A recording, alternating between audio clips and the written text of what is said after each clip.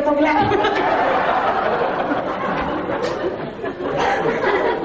Nah, kalau orang dunia itu takut sama setan, ngomong apa? Badanyang pulau permisi setan gitu lah. Kalau kita orang percaya, ngapain permisi, tangking dalam itu, amin. Nah, jadi saya dalam melayani pelepasan, jangan sekali-sekali saudara tutup mata, tapi buka mata, dan jangan terpengaruh manifestasi yang ada. Dan saudara dalam melayani pelepasan harus menguji setiap roh. Karena apa? Waktu kita melayani pelepasan, setan akan menjebak kita, yaitu di dalam suatu dimensi, namanya dimensi alam maya, alam gaib.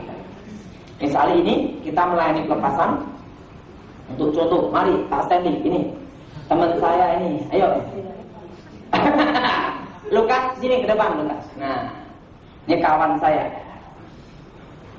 Kepalanya mulus.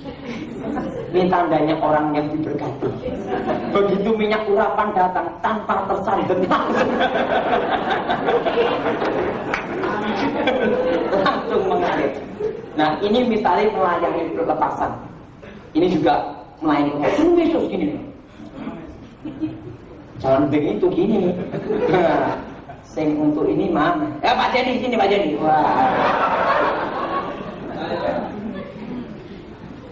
Nah, setelah itu, mari Bu Jadi juga sini. Nah, Bu Jadi, yuk ke depan ya. Tidak apa-apa, untuk contoh. Pak Ibu aja, tidak apa-apa. Misalnya, waktu kita melayani pelepasan, misalnya dilayani pelepasan ini, siapa ya? Ini kawan saya. Misalnya gini, gitu. Ya, gini loh, gini loh. Gini loh. Nah, setan itu akan menjebak di alamnya alam gaib. Ini nanti bisa lihat anjing, ini bisa lihat ular, ini bisa lihat kodok. Yang benar sing mana? Terima kasih. Mari. Satu tim ada 5 orang, penglihatannya bisa beda-beda semua. Itu disebut dijebak di alam maya. Jadi kalau melayani pelepasan harus menguji setiap penglihatan itu dari Tuhan atau bukan. Bahkan ini nanti lihat kodok, ini lihat kadak, ini lihat pocongan, ini lihat boneka, nanti lihat kuda lumping ya. Bingung, sing bener sing mana? Benar. Kenapa saya bisa ngomong demikian? Karena saya sering melayani pelepasan. Jadi sikap kita bagaimana waktu melayani pelepasan? Kita tanya sama Tuhan, Tuhan, kita tengking dulu. Kalau itu segala setan, Tuhan, setiap penglihatan kita tengking dulu. Ini dari Tuhan atau bukan? Nah, kalau dari Tuhan itu kelihatan jelas sekali ya.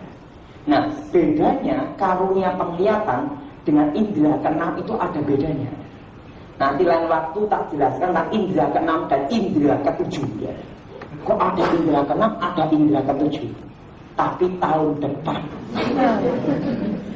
Nah, saudara, tak jelaskan dulu. Kalau indera keenam dari kuasa setan itu digunakan setiap waktu bisa. Kalau mau langsung lihat. Tapi kalau karunia penglihatan dari Tuhan, kalau Tuhan ngasih petunjuk baru tahu. Kalau Tuhan tidak kasih juga tidak tahu. Terus terang, ada jimat di depan saya gini. Tuhan tidak memberikan saya penglihatan, tidak tahu.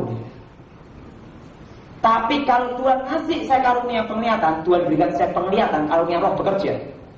Jimat disimpan di dalam tanah, saya tahu. Karena Tuhan beri saya tahu. Tapi tidak bisa digunakan seenak kita. Kalau kita ingin langsung dapat, enggak. Itu seturut kehendak Allah. Kalau indera keenam dari setan lain, saya katakan kepekaan mendengar suara Tuhan bukan indera keenam, tak beritahu. Tapi saya nyebutnya disebut indera ketujuh. Loh kok saya nyebut indera ketujuh siapa? Aku sendiri. Kenapa? 7 adalah angka sempurna. Indra keenam bicara tentang alam nyata dan alam gaib. Padahal kalau kita berdoa itu menerobos alam gaib, menembus alam gaib, doa peperangan sampai menembus ke surga. Betul kan? Ada satu alam lagi, itu adalah surga. Jadi kepekaan mendengar suara Tuhan itu bukan indra keenam, tapi indra ke-7. Yang nyebut siapa? Daud sendiri, gitu kan? Karena apa? Kalau saya melayani pelepasan, orang yang ngomong, saya itu punya indra keenam. Saya juga ngomong, aku punya indra ke-7. Apa kuiran itu? Apa itu? Nah, kamu akan tahu kalau kamu bertobat. Itu adalah. Nah, beda.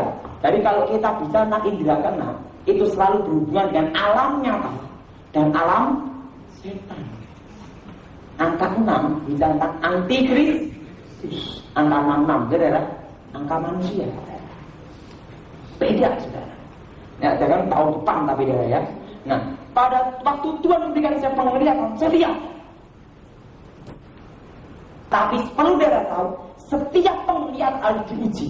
Ini dari Tuhan atau bukan? Karena apa? Kok dibuat konsentrasi supaya apa? Konsentrasi dalam pelayanan pelepasan supaya satu tim konsentrasinya pecah, ribut masalah penglihatan. Jadi supaya konsentrasi tim karunia penglihatan itu penting sekali juga.